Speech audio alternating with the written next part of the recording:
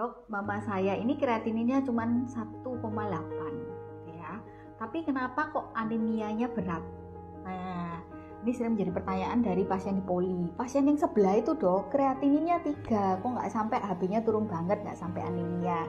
Nah, yang namanya massa otot setiap orang itu berbeda ya teman-teman, dan itu akan menentukan yang namanya kemampuan saring ginjal atau yang namanya glomerular filtration rate. Tapi intinya pada pasien yang namanya dengan gangguan ginjal, kenapa kok sampai terjadi anemi? Itu ada 4 penyebab utama. Apa aja? Yang pertama, bisa jadi karena yang namanya fungsi ginjal ini sudah berkurang banget gitu ya, sehingga akhirnya ginjal nggak bisa memproduksi eritropoietin, yaitu hormon yang fungsinya membentuk hemoglobin.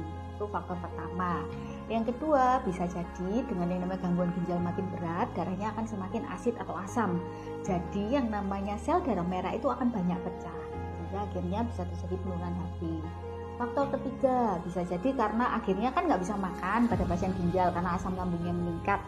Nah, akhirnya intake makanannya kurang, vitamin yang namanya zat besinya berkurang, asam folatnya berkurang, sehingga akhirnya terjadi anemia. Atau yang keempat, untuk pasien-pasien yang mungkin menjalankan cuci darah kan menggunakan mesin khusus ya.